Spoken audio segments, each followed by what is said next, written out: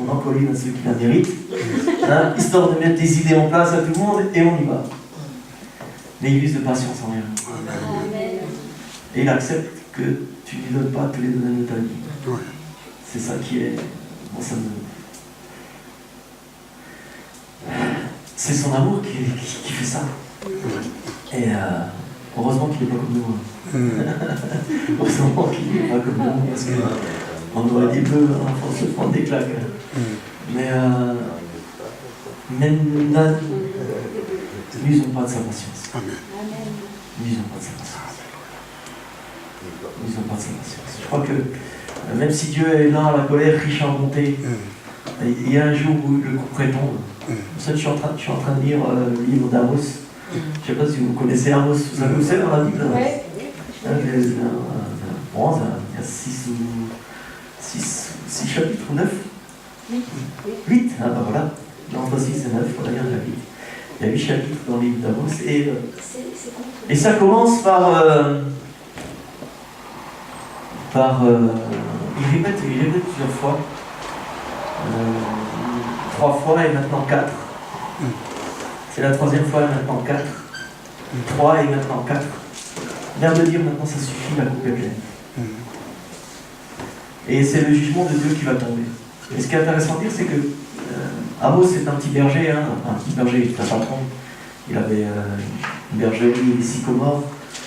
Et il est appelé par par le Seigneur de quitter Juda pour aller prophétiser sur Israël. Et quand il prophétise sur Israël, c'est pour dire que le couperet va tomber.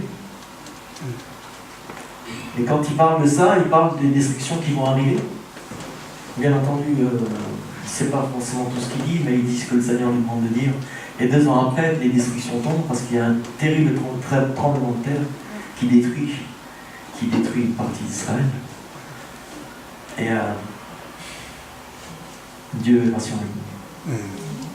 Mais il y a des fois qu'il y a des tremblements de terre qui arrivent à nous.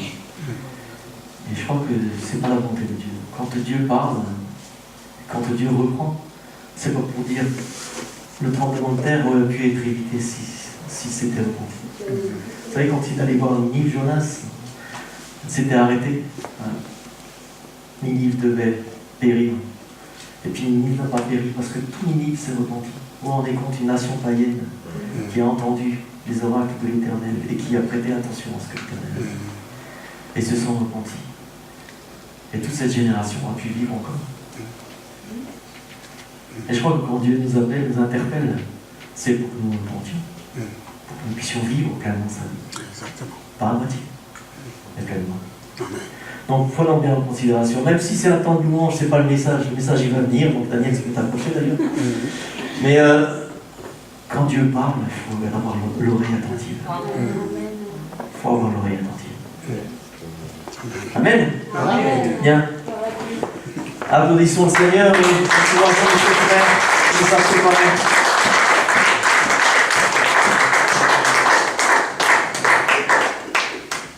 bien, c'est bien.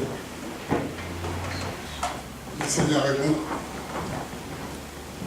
L'Esprit du Seigneur est ici parce qu'il parle souvent, il parle beaucoup, il parle toujours. Des fois, on a l'impression, quand on lui parle, on voit que le Seigneur n'est pas là. Et je peux nous rassurer que le Seigneur est ici. Amen. Et il est toujours avec nous. Il ne nous a jamais abandonnés. Je crois que quand il a pris la parole, il a dit, là où 2 ou 3 sont réunis à mon nom, je suis au milieu. Il n'a jamais trahi sa parole. Amen. Et il ne trahira jamais sa fidélité. Donc ça veut dire que nous soyons 2, nous soyons 3, nous soyons 4, nous soyons 5 et combien. Mais là où il y a 2 personnes qui se disent, nous allons louer le Seigneur, Dieu dit, je viens aussi louer avec vous. Ça, c'est ce que nous devions connaître. Je disais tout à l'heure à mon frère que l'Esprit du Seigneur l'a vraiment conduit. Que ce soit dans le choix de louange et d'adoration, même le message qu'il vient de donner en introduction, ça fait du bien parce qu'il permet à ceux qui puissent introduire même le message de ce matin que nous allons recevoir de la part du Seigneur.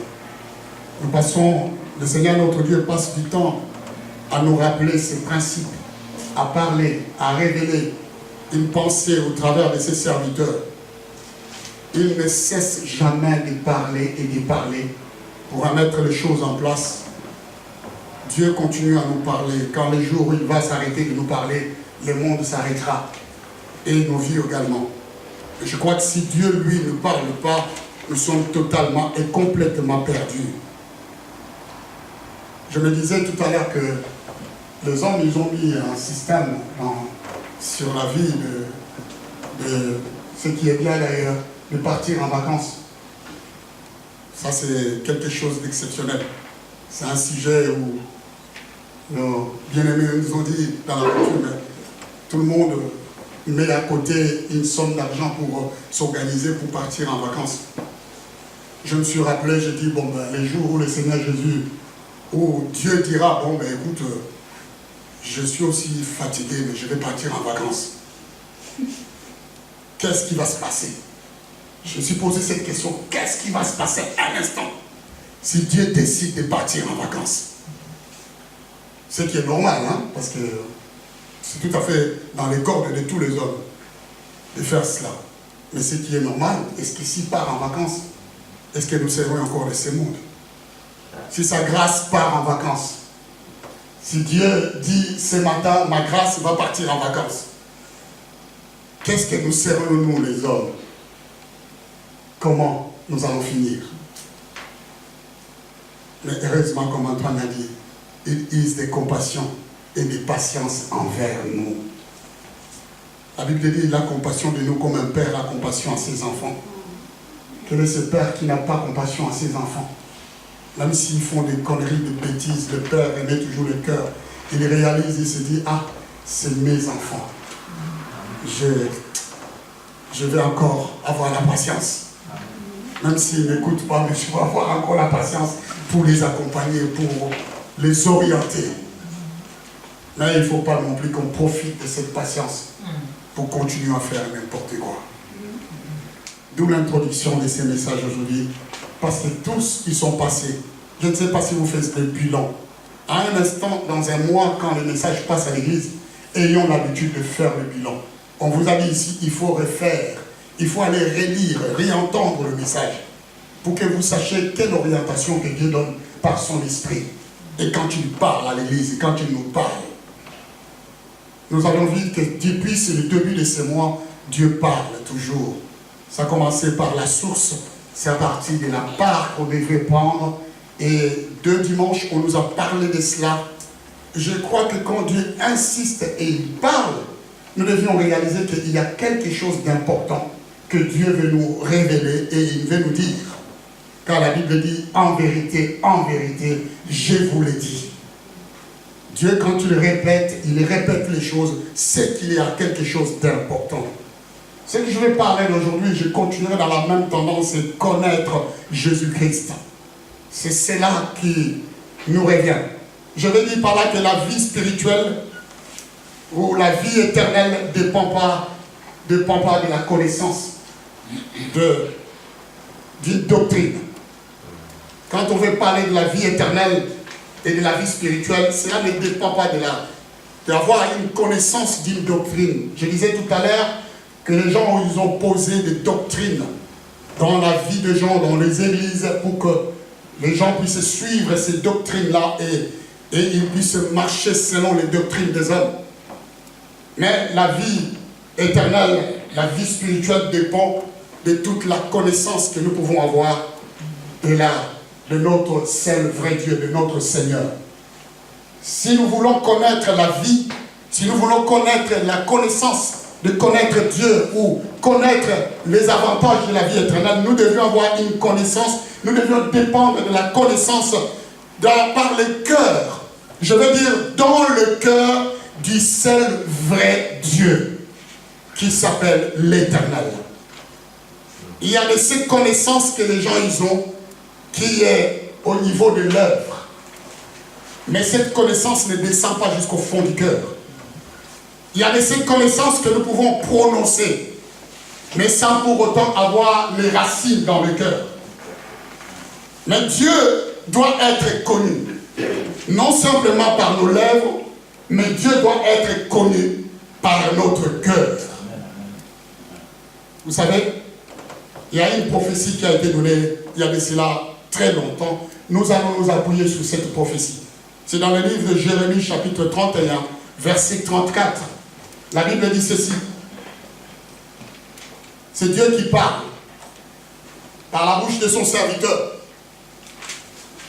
La prophétie dit, celui-ci n'enseignera plus son prochain, ni celui-là son frère, en disant, connaissez l'Éternel, car tous me connaîtront, depuis le plus petit jusqu'au plus grand, dit l'Éternel, car je pardonnerai leur iniquité et je ne me souviendrai plus de leurs péchés.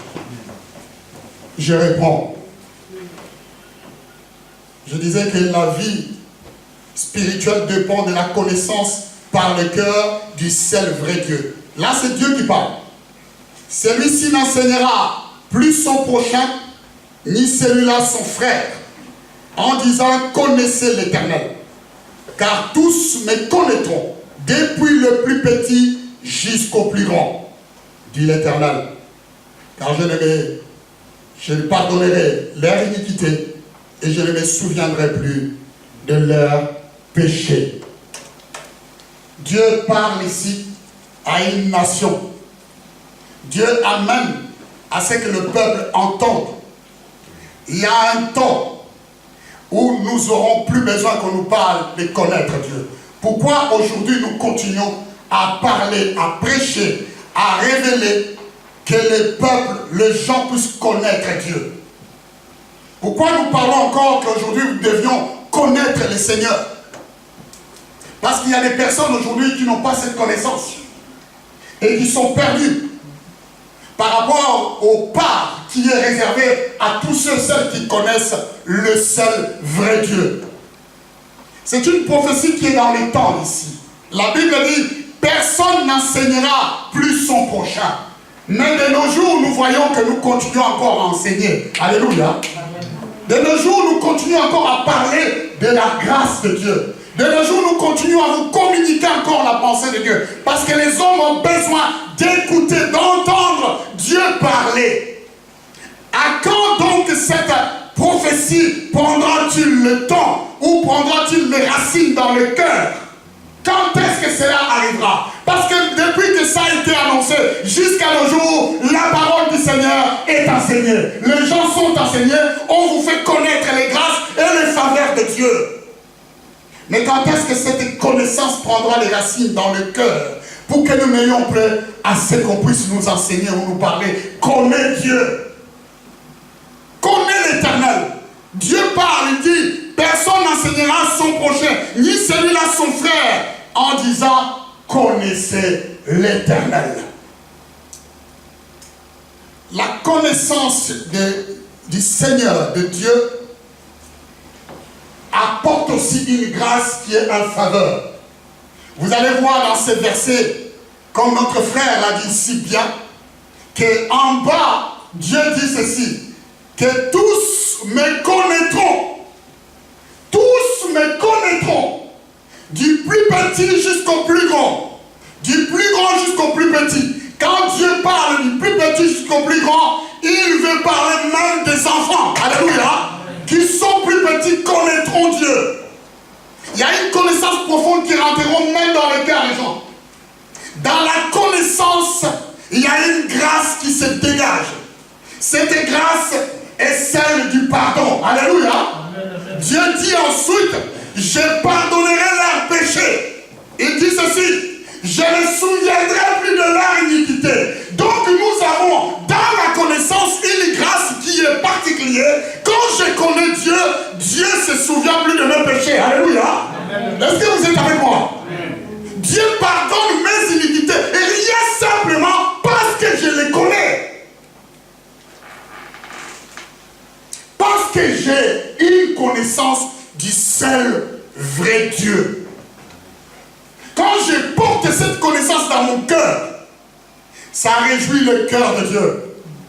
Ah, parce qu'il me connaît. Bon, j'accepte quand même qu'il puisse quand même tomber là. Mais je le relève. Voyez-vous combien nous passons à côté des choses. Je vais vous dire une histoire. Je vais vous dire une chose. Dans l'ancienne alliance, le peuple qui était sorti d'Égypte, c'était un peuple qui ne connaissait pas du tout Dieu. C'était un peuple dans leur cœur. Ils n'avaient pas la connaissance de Dieu. C'était un peuple dans leur cœur, il y avait une connaissance autre que l'éternel Dieu. Ils appelaient Dieu le Dieu de leur père. Eux-mêmes n'avaient aucune expérience avec le Dieu vivant. Voilà pourquoi dans l'ancienne alliance, lorsque Moïse monta vers la montagne pour aller chercher les tables de la loi, la Bible dit que, encore une fois, ce peuple, comme ils n'avaient pas la connaissance de Dieu, ils se sont tournés. Ils se sont rebellés. Vous savez, quand on parle de Dieu, ça ne veut pas dire qu'on le connaît. La Bible dit que mon peuple, ce peuple m'honore par de l'œuvre, mais leur cœur est éloigné de moi. Ça ne veut pas dire que si je parle de Dieu, que je connaisse vraiment Dieu. Je sais d'une personne qui, un jour, prophétisait de mauvais témoignages sur moi. Il disait tellement de choses devant les gens. Mais ces gens qui me connaissaient, alors ils vont dire, ah non, voilà votre pasteur, voilà ceci, voilà ces gars, voilà ceci. Quand il a fini de parler, ces personnes-là lui ont dit, est-ce que tu le connais vraiment? Il a dit, oui, je le connais. Il a dit, non, nous avons remarqué que tu ne connais pas cette personne. Parce que si tu l'avais connu, tu n'aurais pas dit tout ce que tu as dit là. Alléluia. Amen. Parce que nous les connaissons. Voilà ce qu'il est. Il n'est pas comme tu l'as décrit. Mais il est comme ça. Il est comme ça. Il est comme ça. Il est comme ça. Il est comme ça. Il est comme ça. Bien-aimés, même s'il y a des gens qui ne vous apprécient pas, mais vous serez appréciés par des personnes qui vous connaissent le mieux. Alléluia. Amen. Amen. Amen. Amen. Et ces gens-là peuvent témoigner à votre place. Il est comme ça, il est comme ça. Les gars, il s'est dit, quand il a regardé, il dit, j'ai comme l'impression de me tromper de la personne. Donc avec tout ce que j'ai entendu, je ne suis pas sûr qu'on parle de la même personne.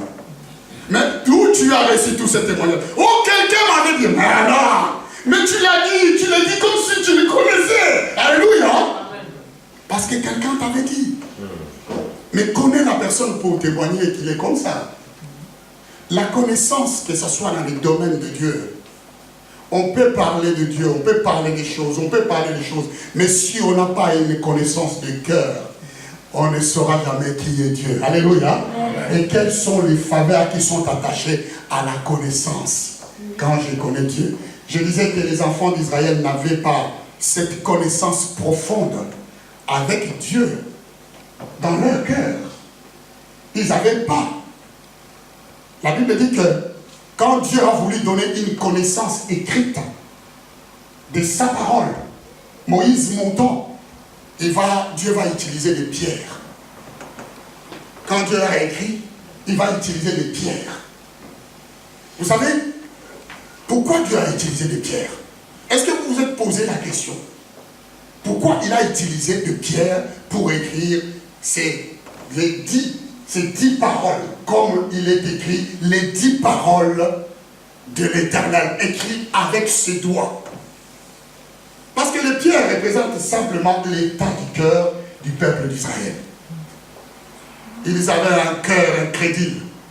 Ils honoraient Dieu dans des lèvres, mais leur cœur était éloigné de Dieu. C'était l'état d'esprit de leur cœur. Voilà pourquoi Dieu va leur donner les paroles écrites sur les tables de pierre. La pierre est le symbole de désobéissance ou de manque de confiance, de manque de connaissance de ce Dieu, le seul vrai Dieu. Et il va se passer ceci. La Bible dit que la première fois quand Dieu a donné encore une fois ces tables de la loi à Moïse, Moïse va descendre du Sinaï, il va regarder le peuple, Dieu va lui dire, écoute, descends parce que le peuple que tu as là, se tourner contre moi. Ils se sont réveillés. Moïse va venir que non, il dit, non, écoutez, vous n'avez pas, vous ne méritez pas d'avoir cette table de la loi. Il va les briser. Il dit, vous ne les méritez pas. Mais pourquoi ils agissaient comme ça? C'est parce qu'ils manquaient la connaissance de Dieu. La seule connaissance qu'ils avaient dans le cœur, c'est celle qu'ils avaient appris en Égypte. À l'absence de Moïse, la première chose qu'ils se sont dit, fais-nous, Aaron, fais-nous un veau d'or. Et que nous puissions dire à tout Israël, voici le Dieu. Voici ton Dieu. Fais-nous. Dans le cœur de ce peuple, il n'y avait que des veaux d'or. J'aimais ce frère qui a dit, mais qu'est-ce qui est en train de nous avons dit, Dieu règne à moi, mais qu'est-ce qui règne à la place? Qu'est-ce qui prend plus de place dans le cœur? Quelle chose qui prend plus de place dans notre cœur pour que nous puissions pencher plus vers cela? Moïse est descendu, il a dit, mais attends, vous avez vu tous les signes et les prodiges que Dieu a produits en Égypte? Vous avez vu tout ce que l'Éternel Dieu a fait? Mais vous n'êtes pas capable d'accepter même cette volonté du fait que par sa main et par sa puissance, il vous a sortis. Notre frère nous a dit que Jésus a payé sur la croix. À cause de cela, nous avons vu et nous connaissons cela. Mais nous avons du mal à nous aligner pour connaître l'Éternel, Dieu des armées. Les tables de la loi ont été données 2 fois par l'Éternel. J'aime cette parole. La Bible dit, lorsque l'Éternel eut achevé de parler à Moïse sur la montagne de Sinaï, il lui donna les 2 tables de témoignage, tables de pierre, écrites du doigt de Dieu. Il lui donna les 2 tables de la loi, une connaissance à la portée des hommes. Il dit, voici ces 2 tables. Vous allez remarquer que ces 2 tables de la loi, aujourd'hui, ça a changé. Quand vous allez dans les synagogues juives, vous allez remarquer que devant les synagogues, on met toujours ces 2 tables, symbole des 10 paroles de Dieu. Ils mettent devant la synagogue pour montrer. Je crois que c'est au 4e siècle que ça a été changé dans nos églises. Le symbole de cette table de la loi du parole de Dieu a été remplacé par la croix. Et aujourd'hui, nous plaçons la croix dans l'église. Mais avant, c'était les tables qui étaient mises. D'où aujourd'hui la forme de la Bible. Quand on ouvre une Bible, on voit dans ces 2 pages, sous forme de 2 tables que Dieu avait écrites, encore une fois, devant et derrière. Dieu a écrit pour donner la connaissance à ce peuple. Ça, c'est dans l'ancienne alliance où les gens étaient perdus, où les gens ne connaissaient pas Dieu. Dans la nouvelle alliance, Dieu va changer la donne. Et ça, j'aime beaucoup. Dieu va changer les choses. La Bible dit ceci, dans le livre Hébreux, chapitre 8, verset 10. Si on peut l'afficher.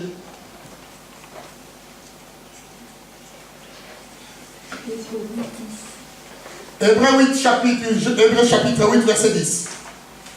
C'est une prophétie qui vient confirmer celle de Jérémie que nous avons lue avant. La Bible dit ceci. Mais voici l'alliance que je ferai avec la maison d'Israël. J'aime beaucoup. J'aime.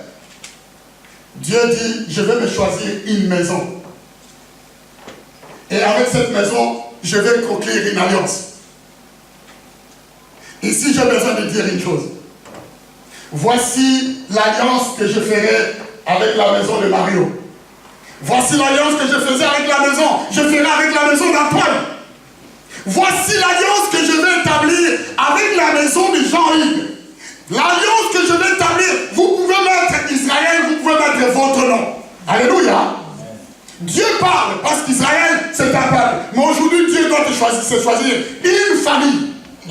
Voici l'alliance que je ferai avec la maison de Daniel. Voici une alliance. Dieu, je choisis une famille pour établir une alliance. Une alliance qui va t'apporter la connaissance du seul vrai Dieu. Il dit ceci. Après ce jour-là, dit le Seigneur, je mettrai mes lois dans leur esprit. Les choses ont changé. Avant, c'était écrit sur les tables de pierre. Mais Dieu, dans son amour, dans sa grâce et dans sa grande miséricorde, il revient comme Père. Il dit, je vais changer les choses. Sur la pierre, ils n'ont pas le temps de lire. Alléluia. Sur la pierre, ils n'ont pas le temps de voir. Sur la pierre, il s'est resté dehors. C'est quelque chose qui est en dehors de cela. Sur la pierre, on n'est pas en contact. Mais je vais changer les choses. Cette fois-ci, je vais choisir la maison d'Antoine, la maison de Jean-Yves, la maison de Gérard, la maison de chacun de vous. Même maintenant, je veux faire une chose nouvelle. Cette alliance qui va apporter une connaissance dans le cœur, afin que des personnes puissent me connaître comme le seul vrai Dieu, est une alliance parfaite. En ce temps-là, j'inscrirai toutes mes lois dans leur esprit. C'est déjà à l'intérieur de la personne. Et la Bible dit ceci. Je les écrirai dans leur cœur. Les pierres ont été changées en chair. Le cœur est devenu cet endroit où Dieu, avec ses doigts, il est en train de marquer. Il est en train d'écrire, afin que nous ayons, afin que tu puisses avoir une connaissance vitale, une connaissance vitale avec ton Dieu.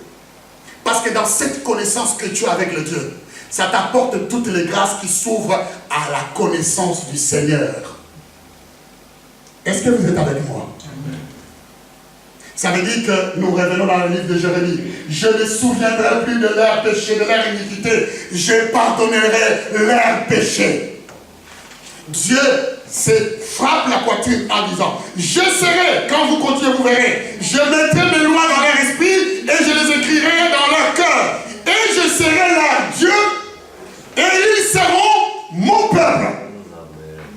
Donc ça veut dire une chose. Quand tu n'as pas la connaissance du seul vrai Dieu, tu n'es pas le peuple de Dieu. Alléluia. Et même si Dieu, dans sa grâce, il révèle ses bontés devant nous. La bonté de l'Éternel est tellement magnifique que je vais vous dire une chose.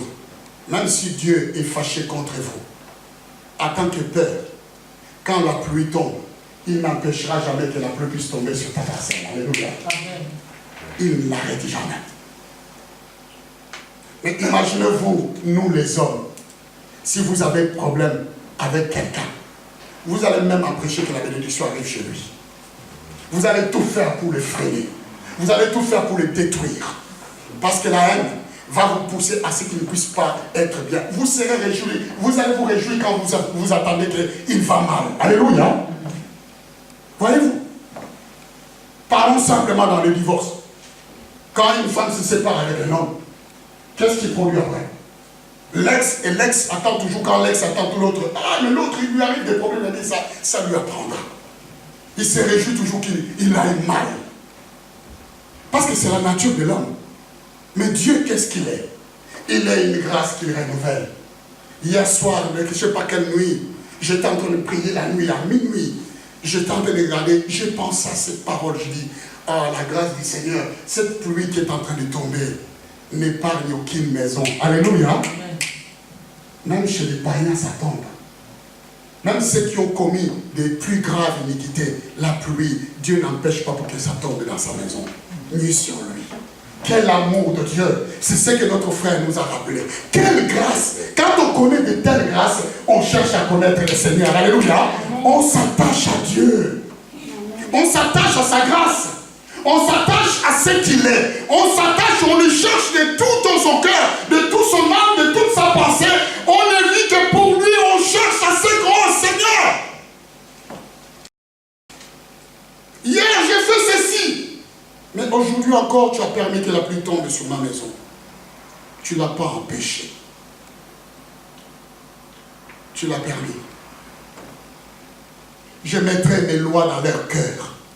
La connaissance doit être dans le cœur du seul vrai Dieu. Si tu connais, la seule condition, si tu as la connaissance de Dieu, Dieu te connaît aussi. La Bible dit ici, je serai leur Dieu et ils seront mon peuple.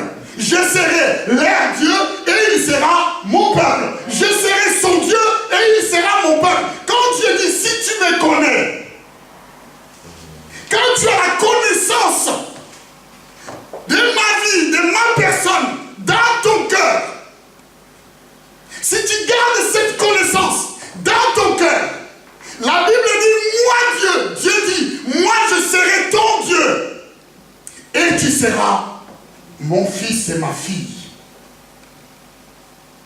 C'est une alliance non simplement qui nous amène dans l'adoption, mais ça nous ouvre toutes les portes de la vie éternelle. Alléluia. Amen. Et toutes les grâces du Seigneur. Je serai ton Dieu et tu seras mon serviteur. Donc Dieu te connaît. Dieu te connaît.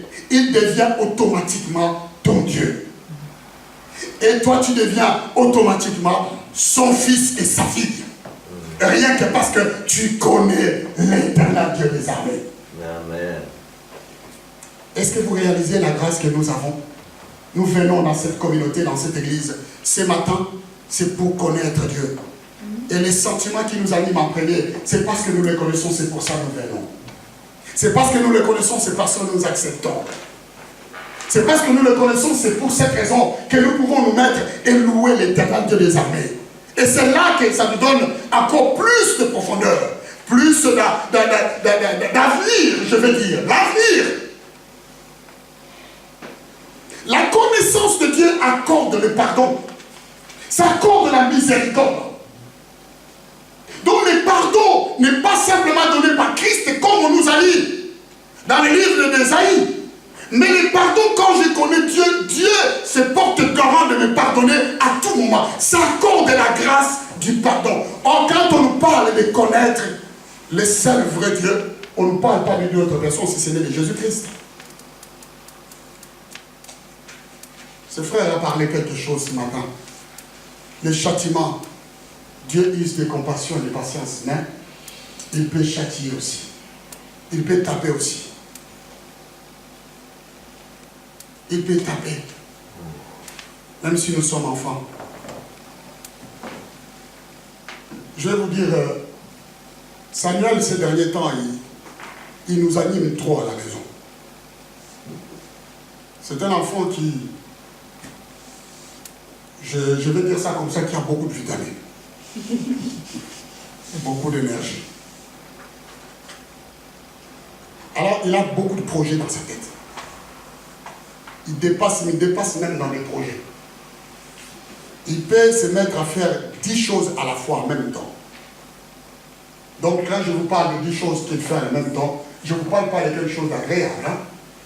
Je vous parle de choses moins agréables. Donc en même temps, il peut casser une vidéo, en même temps, il veut balancer une verre sur la télé, en même temps, il veut... Des petites bêtises mignonnes, mais que nous aimons. Amen. Je me suis dit, si je le laisse comme ça, il continuera dans des bêtises mignonnes. Nous allons aimer ces bêtises parce que je peux vous dire que c'est un fan à la maison. Quand tu fais une bêtise, tout le monde l'acclame.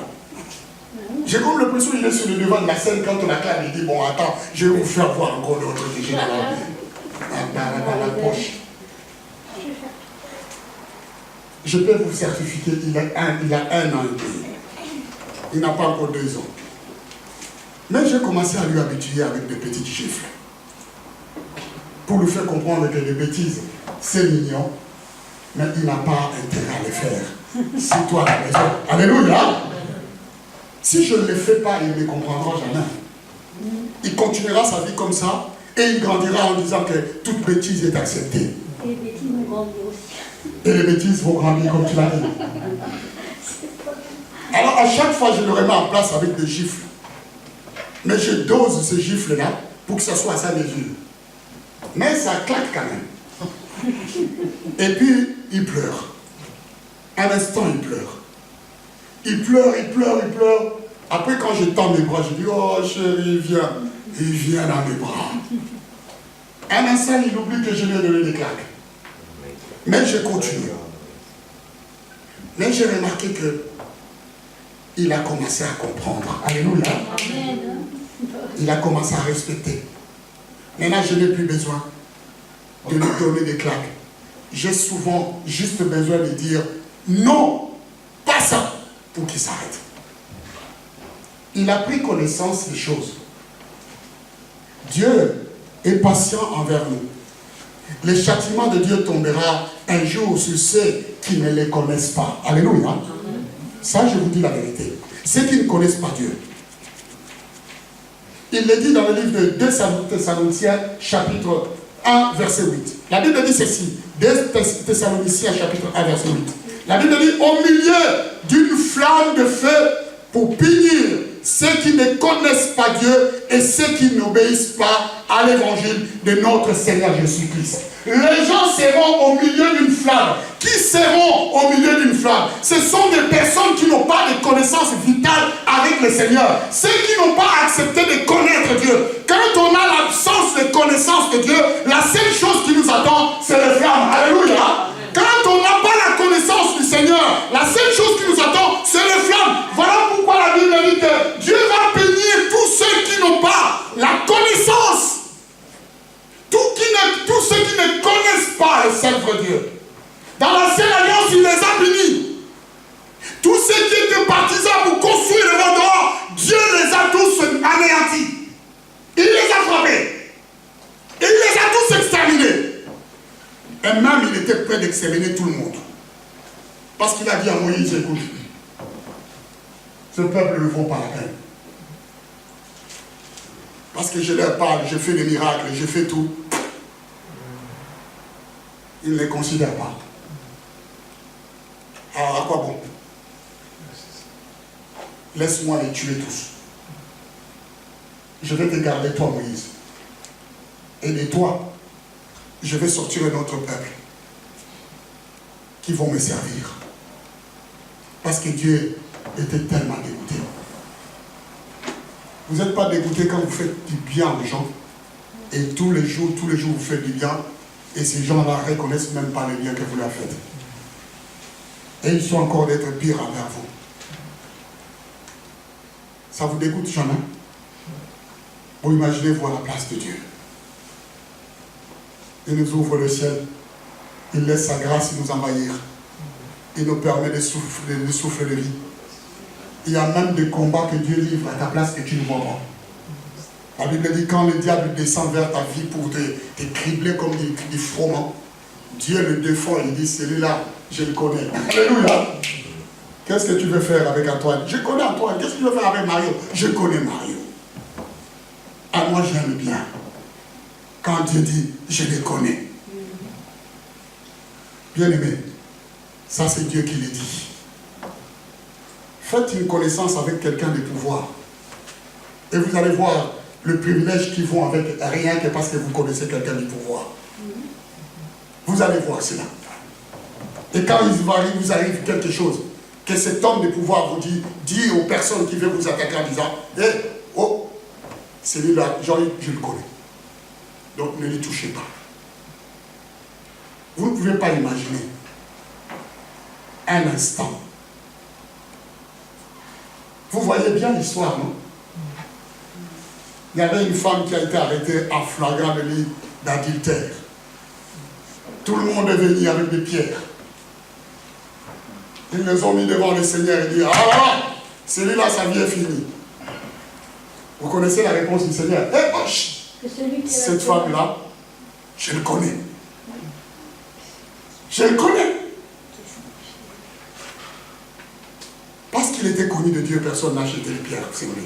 Ah, c'est vrai. Alléluia. Amen. Parce que Dieu le connaissait. Dieu le savait. C'est une grâce pour que vous veniez. Pourquoi on doit nous forcer à venir à l'église? Pourquoi on doit nous forcer à prendre une part à l'église? Pourquoi? Le monde nous fait faire beaucoup de choses aujourd'hui que nous courons. Mais pour l'église, il faut forcer les gens à prendre une part pour qu'ils participent. Pourquoi? Qu'est-ce que le monde fait pour nous? Qu'est-ce qu'il nous apporte? J'ai aimé le frère parce qu'il a trop prêché. Il a dit, qu'est-ce que ça nous amène? Quand tu as fait cela, tu récoltes quoi? Quand tu fais quelque chose de bon, quelque chose que ton cœur te pousse à faire, qui n'a aucun rapport avec le Seigneur, qu'est-ce que tu gagnes? À la fin, tu récoltes quoi? Ça te rajoute quoi? Une journée dans ta vie? Est-ce que ça va te rajouter une vie? Je ne crois pas. Alléluia. Après, toi-même, tu seras dégoûté de le faire en disant, pourquoi je l'ai fait? Ça va apporter quoi? Est-ce que des millions? Si ça vous va apporter des millions encore, je comprends. Ça apporte quoi? À la fin, c'est rien. La Bible place la connaissance du Fils sur le même plan que la connaissance du Père. La part que Jésus nous donne, comme ça a été prêché ici, est une part que nous devions prendre volontairement. Nous le faisons et nous l'avons fait tout à l'heure. Pasteur, Jésus dit, voilà la part que je vous donne. Ceci est mon corps livré pour vous. Coupez-le en morceaux que chacun puisse prendre sa part. Alléluia. C'est cela la part qui nous revient. Prenez-le. Ceci est mon corps. Je vous donne, coupez-le en morceaux et que chacun puisse prendre sa part. Quand j'ai pris ma part du Seigneur, je dois chercher à le connaître mieux. Parce que quand je le connais mieux, je dois mieux le servir. Alléluia. Quand je connais mieux le Seigneur, et on ne me forcera jamais à le servir. C'est ce que je me dis. Personne ne dira à l'autre connaît Dieu. Parce que quand j'ai la connaissance, et je prie ma part du Seigneur, quand j'ai la connaissance, on ne me forcera jamais à servir le Seigneur. Ça sera naturellement. Amen. Ça viendra naturellement. Parce que je connais ma part. Parce que je sais ce qu'il est. Et quand je sais ce qu'il est, et je connais ce qu'il représente dans ma vie, on ne me forcera à faire rien. Tout coule de source. Ça sera moi qui viendra, parce que je sais que je suis le peuple de Dieu. Et Dieu est mon Dieu. Quand Dieu est mon Dieu, je dois le servir. La Bible dit ceci. Dans le livre de Jean, chapitre 17, c'est Jésus qui parle. Jean, chapitre 17, verset 3. La Bible dit ceci. Or, la vie éternelle. Amen. Or, la vie éternelle, c'est qu'ils te connaissent. Virgule. Suivez bien. Je vous ai parlé de la vie éternelle au début. Je dis que la vie éternelle ne dépendait pas de la connaissance d'une doctrine. Mais la vie éternelle dépend de la connaissance du seul vrai Dieu. Et je vous parle ici que Jésus a été mis dans le même plan que la connaissance de Jésus a été mis dans le même plan que la connaissance du Père. Jésus est en train de dire, or la vie éternelle, c'est qu'ils te connaissent. Ça, c'est la volonté de Dieu. Bien-aimés, si vous êtes peuple de Dieu, si vous êtes enfant de Dieu, si vous êtes citoyen du ciel, vous devrez passer votre vie à connaître, à chercher la connaissance de ton Créateur. Alléluia. De ton Dieu. Amen. Ça, c'est l'exercice de toute notre vie. Jusqu'à ce qu'il vienne nous chercher. Or, la vie éternelle, c'est qu'ils te connaissent. Virgule, toi. Virgule, le seul vrai Dieu. Il y a beaucoup de dieux. Il y a un seul et vrai. Alléluia. Il ne faut pas se tromper de ce Dieu. Il y a tellement de dieux. Mais un seul est vrai. Donc moi je vais pencher mon cœur à chercher la connaissance du seul vrai Dieu. La Bible dit ceci. Et celui que tu as envoyé, Jésus-Christ. Dieu et Jésus sur le même pied d'égalité. Quand je connais Dieu, je dois connaître Jésus-Christ. Quand je connais Jésus-Christ, je dois connaître Dieu. Je ne peux pas dire que je connais Christ et je ne connais pas Dieu. C'est impossible. La Bible dit ceci. lui-même, il parle dans le livre de Jean, chapitre 14, verset 7. Il dit ceci: si vous me connaissiez, vous connaîtrez aussi mon Père. Donc, je ne peux pas dire que quand je connais Christ, je ne connais pas Dieu. Si je donne mon cœur à Christ, si je vais servir Jésus, je suis en train de servir Dieu. Il faut savoir que Dieu est attaché avec son Fils Jésus-Christ. Si vous me connaissiez, vous connaîtrez aussi le Père. Celui qui connaît le Christ, il connaît Dieu. Celui qui connaît Dieu, il connaît le Fils. Et quand je connais Dieu et je connais le Fils, je prends ma part sans qu'on puisse me forcer. Il y a un verset dans le livre d'Ésaïe qui dit: si tu retiens ton pied pour ne pas faire ma volonté les jours du sabbat, si tu retiens ton pied pour ne pas faire ma volonté les jours du sabbat, Dieu met en garde des gens qui retiennent leur pied dimanche pour ne pas faire sa volonté. Or, venir écouter la parole de Dieu et la volonté de Dieu. Alléluia. C'est celle-là qui nous donne la connaissance. Donc, moi qui suis un enfant de Dieu, moi qui connais Dieu, je ne peux pas retenir mes pieds pour que dimanche je reste à la maison. La Bible dit: si tu retiens ton pied pour ne pas faire ma volonté les jours du sabbat. Donc, je me focalise, je m'harmonise pour que ces jours-là soient célébrés à la hauteur du nom de mon Créateur. Alléluia. Je viens parce que je viens célébrer l'Éternel. On ne me force pas, je viens parce que je connais Dieu. Il m'a laissé lundi, mardi, mercredi, jeudi, vendredi, samedi et dimanche, je dois venir. Alléluia. Est-ce qu'on peut acclamer le Seigneur, s'il vous plaît? Je viens parce que je connais. Je ne retiens pas mes pieds. Je viens faire la volonté du Seigneur. Si vous me connaissiez, vous connaîtrez aussi mon Père. Bien-aimé, Moïse était une personne de même nature que nous. Quand il a demandé à voir Dieu, Dieu a caché son visage à Moïse. Il ne lui a pas montré. De nos jours, dans la nouvelle alliance, Dieu s'est surpassé. Il s'est surpassé de tout. Jésus-Christ nous révèle le visage de Dieu. Et nous pouvons voir Dieu sans que nous puissions mourir. Parce qu'il y a une prophétie qui dit: ils seront mon peuple et je serai leur Dieu. J'effacerai leur iniquité et je pardonnerai leurs péchés. Ça veut dire que quand Dieu a déclaré, même si tu viens dans ton état d'esprit en tant que pécheur, Dieu a les yeux fixés sur sa prophétie. Il accepte de te voir. Alléluia. Parce qu'au moment où tu rentres dans son sphère, tu es devenu son peuple. Dieu te connaît. Et quand Dieu te connaît, il te fait un seul faveur. Ce qui était mauvais devant toi, Dieu les transforme en bien. Il a les yeux fixés sur la croix. Et Dieu dit: je ne me souviens plus de ce que tu fais, ni de ce que tu avais fait. Donc pour moi, comme je ne me souviens plus, pour moi tu es saint. Approche-toi, entre dans ma présence. Jésus nous a rappelé quelque chose. Personne non plus ne connaît le Père, si ce n'est le Fils et celui à qui le Fils veut le révéler. Personne ne connaît le Père. Quand vous me connaissez, dit Jésus, vous connaîtrez le Père. Donc la grâce nous est donnée d'avoir Jésus-Christ aujourd'hui dans notre vie. Alléluia. Amen.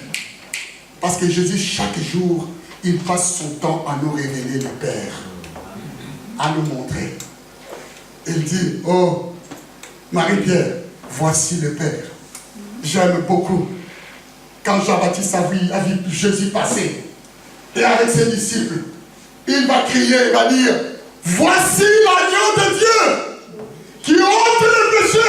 Jean-Baptiste présente l'église: voici l'agneau de Dieu, voici le Père, voici Dieu est en train de passer, voici. Personne ne connaît le Père si ce n'est celui qui est le Fils.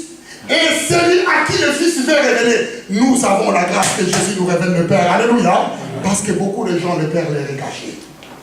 Ils n'ont pas la connaissance de Dieu. Ils n'ont pas cette grâce-là. Et ces personnes-là finiront bien dans le flamme. Ça, je vous l'ai dit. Ces personnes-là seront condamnées. Parce que non simplement, ils n'ont pas la connaissance de Dieu, mais simplement parce qu'ils ont refusé la connaissance de Dieu. Parce qu'ils mettent dehors toute forme de connaissance. Ils ne veulent pas savoir. Ce verset-là est encore aujourd'hui à la vogue. Il est venu vers les siens, mais les siens l'ont rejeté. Jésus continue à venir aujourd'hui, mais le monde continue à le rejeter. Alléluia. Alléluia. L'action continue, mais le monde rejette. Le monde refuse la connaissance du Seigneur. Bien-aimés, Jésus nous révèle. C'est pourquoi je vous dis, le don de la vie éternelle aux hommes est entre les mains de celui qui nous révèle le Père. Le don de la vie éternelle est entre les mains du Seigneur, de celui qui nous révèle chaque jour le Père. Moi, quand je prie dans mes prières, je demande une seule chose. Seigneur, encore une fois, montre-moi le Père. Montre-moi ta grâce. Montre-moi le privilège que j'ai d'être ton serviteur. D'être ton serviteur entre tes mains. Montre-moi cela. Je vais vous rassurer qu'il y a 3 jours de cela, j'avais un peu paniqué. J'étais en train de prier, pasteur, dans la nuit comme d'habitude. À un moment donné, je suis rentré en profondeur dans la prière. Je dis comme je vous ai dit tout à l'heure, Seigneur, j'ai besoin de voir, montre-moi ta grâce. À un moment donné, j'ai entendu, j'ai senti qu'il y avait une forte pluie qui tombait d'un coup. Et cette pluie qui est normale, hein, je vous dis qu'elle est normale, c'était normal que la pluie est tombée. Je continue à prier parce que je dis, c'est pas ce problème, j'avais la fenêtre ouverte. Je continue à demander, je sentais un grand vent qui rentre dans la chambre. Alors je dis, bon, ben, c'est normal parce qu'il pleut, donc il y a le vent. Ça ne va pas m'arrêter dans ma prière. Au moment où je dis, montre-moi encore le faveur que tu es avec moi. Vous pouvez me croire ou non. La lumière s'est allumée tout seul. Dans ma chambre. J'ai coupé la prière. Je me suis dit, il se passe des choses ici. Comment la lumière, personne n'a appuyé sur l'interrupteur et la lumière s'est allumée tout seul. C'est pas une gare. C'est pas une gare. Je suis Daniel. Tu es en train de prier, tu demandes des choses. Mais là, tu t'étonnes que la lumière s'allume tout seul. J'ai regardé ma femme. Elle est en train de dormir profondément. Je dis donc, ça peut pas être elle. Qu'est-ce qui se passe? Je dis, bon, quand c'est comme ça, il vaut mieux couper la prière et qu'on rentre sur la porte de prier.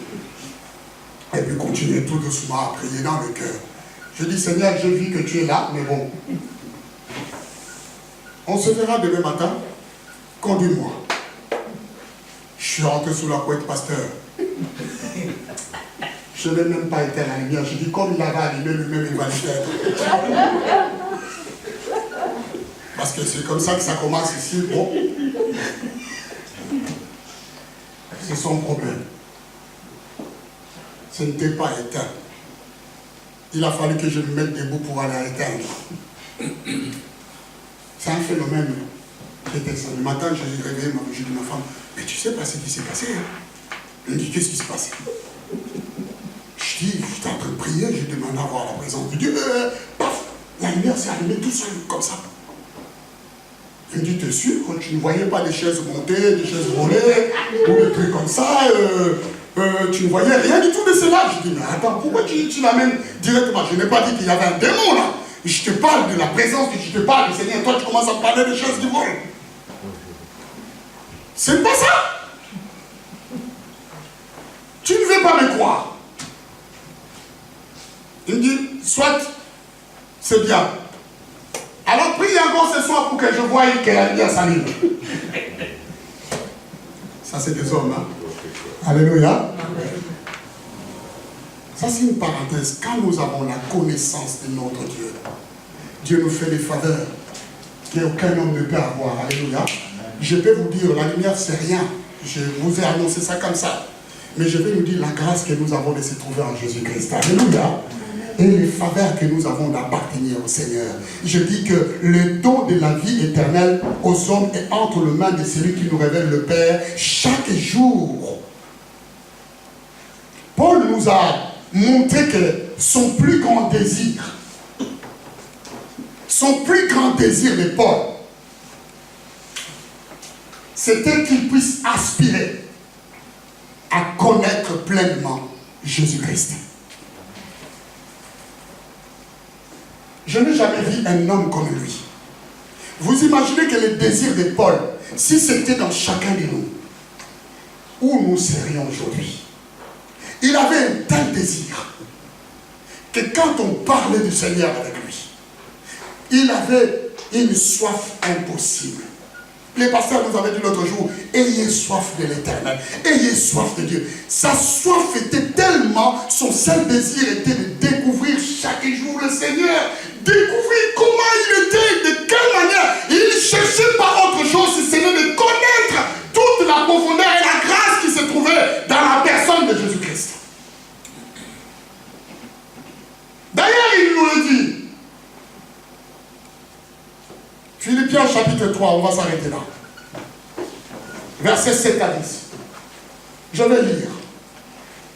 La Bible dit ceci. Ces choses qui étaient pour moi de gain.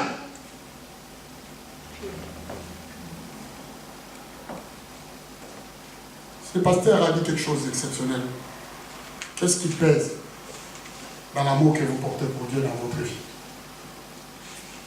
Qu'est-ce qui prend plus d'importance? Qu'est-ce que vous considérez comme un gain aujourd'hui? Mais Paul va dire, ces choses qui étaient pour moi comme un gain, un bénéfice.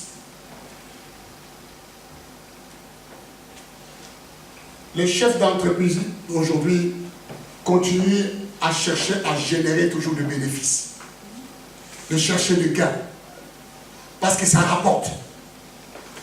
Je peux vous dire que le péché rapporte. Il y a beaucoup de gains. Mais les gains que ça donne, ce sont les gains de la mort. Alléluia. Il va dire, ces choses qui étaient pour moi des gains, je les ai regardées comme une perte à cause de Jésus-Christ.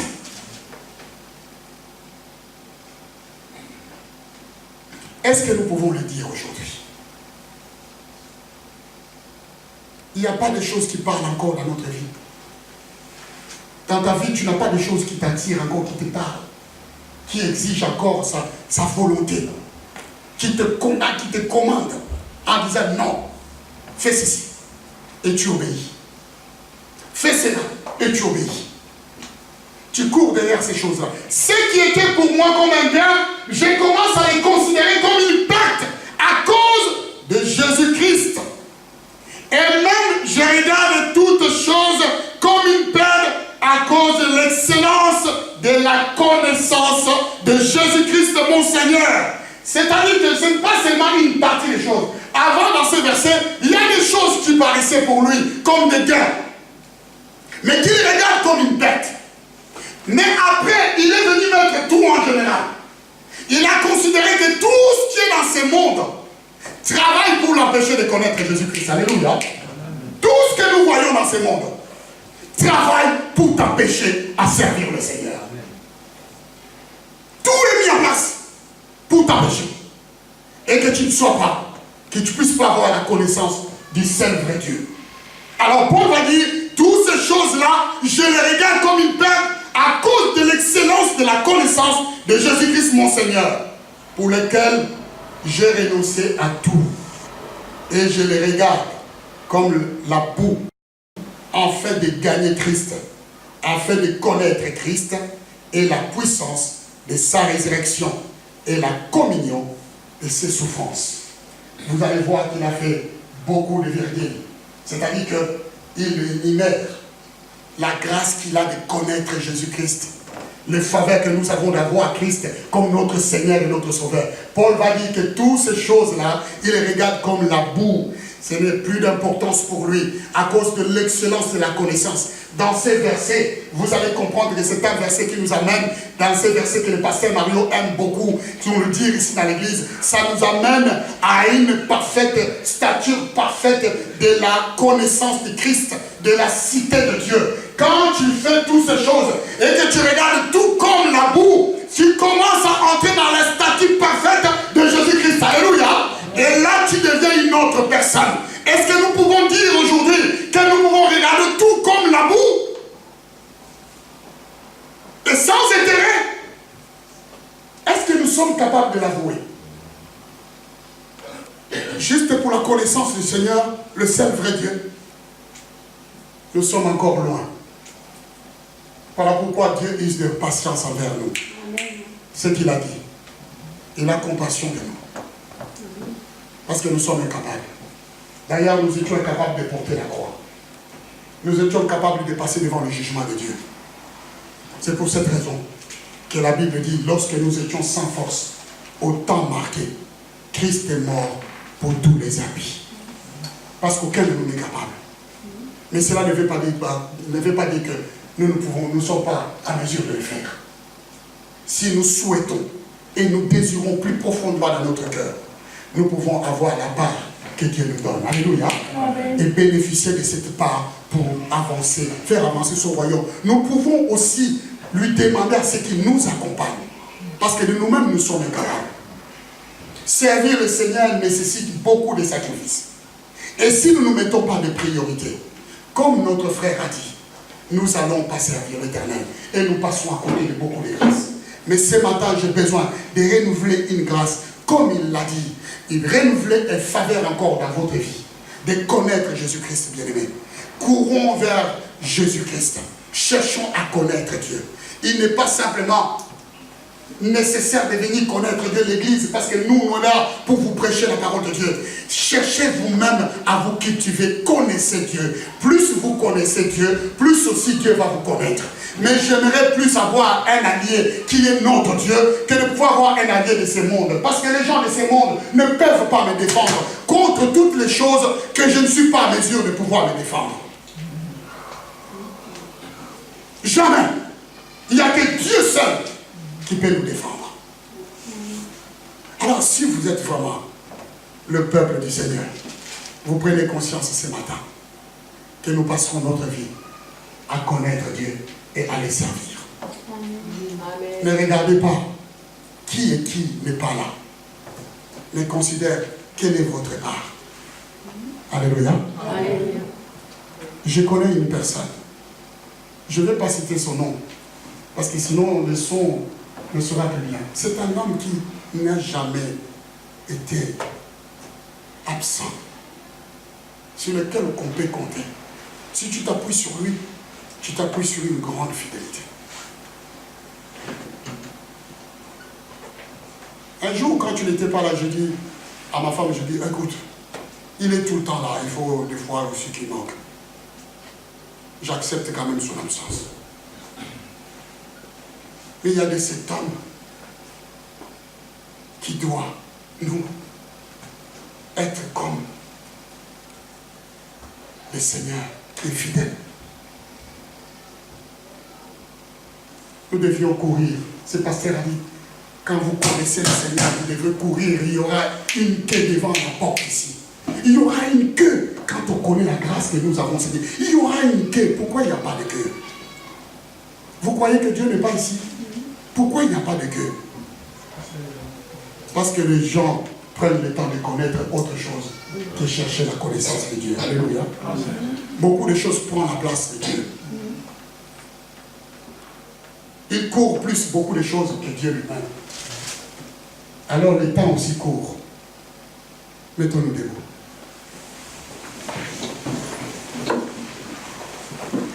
Parce que si tu veux nous chanter grâce infinie, c'était une grâce infinie, c'est que nous allons chanter. Si vraiment on peut chanter ça, grâce infinie, et que nous prions. grâce infinie de notre Dieu qui nous a tant aimés et qui nous a sauvés.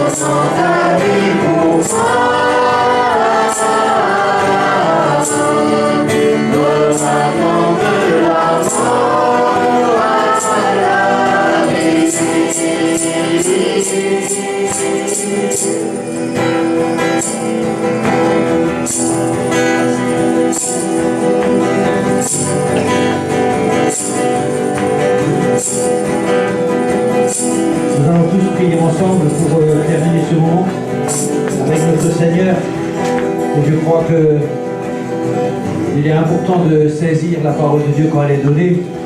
Et même si nous n'avons pas la force, Dieu a la force pour nous. On peut aller vers lui et implorer sa grâce. Des fois, on veut changer nous-mêmes les choses. Mais moi, je vous dis de rien changer, mais de demander à Dieu de le changer. Parce que lui, Dieu, il va le faire. Parce que justement, il t'aime et parce qu'il a beaucoup de compassion pour toi. Père éternel, ce matin, tu as fait grâce en ce que nous ayons pu écouter ta parole, Seigneur. Ta parole qui nous a fait du bien, Seigneur. Et c'est vrai que c'est toi qui es la vie, Seigneur. C'est toi le chemin et la vérité, Seigneur.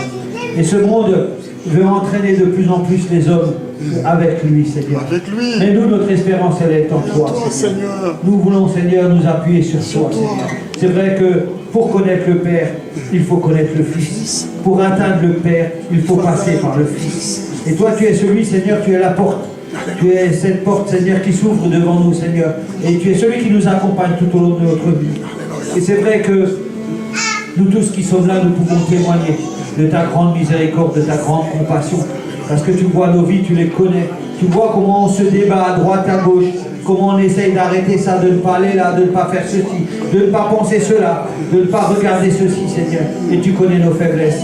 Et ce matin, nous implorons ta grâce, Seigneur, ton immense miséricorde, Seigneur, ta compassion sans fin, Seigneur, afin que toi, Seigneur, celui qui peut tout, Seigneur, puisse nous arracher, Seigneur, afin d'être avec toi dans ta présence, Seigneur, et de pouvoir être comme ce Paul, Seigneur, qui t'a rencontré un jour sur le chemin de Damas, Seigneur, de faire cette rencontre, Seigneur, que tu puisses nous éblouir, Seigneur, afin que nous soyons marqués, Seigneur, par ta vie dans nos vies, Seigneur, et que nous n'ayons pas de relâche de te chercher, de te trouver, de te connaître, de grandir, Seigneur, de te laisser les choses entre tes mains, Seigneur, de te faire confiance, Seigneur, d'aller vers toi, Seigneur.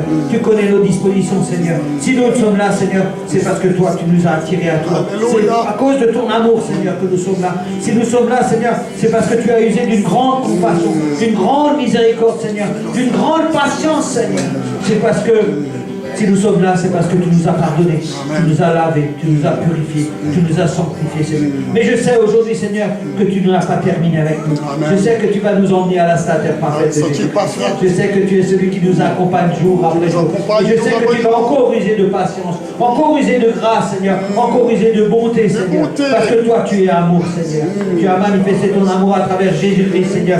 Non pas pour nous perdre, mais pour nous gagner, Seigneur. Tu es celui qui est vivant, Seigneur. Et nous tous, nous mettons notre confiance en toi, Seigneur. C'est pour ça que ce matin, nous te prions, Seigneur. C'est pour ça que nous t'élevons, Seigneur. C'est pour ça que nous te glorifions, Seigneur. C'est pour ça que nous veillons jour après jour, Seigneur, à te connaître davantage, Seigneur, et à te proclamer ton nom à droite et à gauche, Seigneur, pour que chacun puisse voir, Seigneur, que tu es ce vrai Dieu, ce Dieu qui vit encore aujourd'hui, ce Dieu qui fait grâce encore aujourd'hui, ce Dieu qui sauve encore aujourd'hui. Alors oui, Seigneur, nous te bénissons. Nous voulons remettre cette semaine devant toi, Seigneur, afin que tu nous accompagnes, Seigneur. Nous voulons que tu renouvelles notre intelligence, Seigneur, que tu nous remplisses de ta sagesse, Seigneur. Nous voulons que tu bénisses nos enfants, que tu les gardes, que tu les protèges, que tu les conduises à bon port, Seigneur. Nous voulons que tu bénisses notre assemblée, Seigneur. Tous ceux qui n'étaient là pas ce matin-là, Seigneur, fais leur grâce, Seigneur. S'ils étaient en vacances, permets qu'ils puissent se reposer, Seigneur. Qu'ils puissent se reposer, Seigneur, avec toi, Seigneur. Que tu puisses conduire toutes choses selon ta volonté. Parce que nous voulons simplement être, nous, soumis à ta volonté. Nous voulons nous humilier devant ta grandeur et ta toute-puissance, Seigneur. Et nous voulons te donner la main jour après jour, comme un papa et son enfant, Seigneur. Parce que nous sommes tes enfants, Seigneur. Sois béni, sois loué dans le beau nom de notre Seigneur Jésus-Christ. Ainsi nous avons prié. Amen. Amen. Amen. Bon dimanche.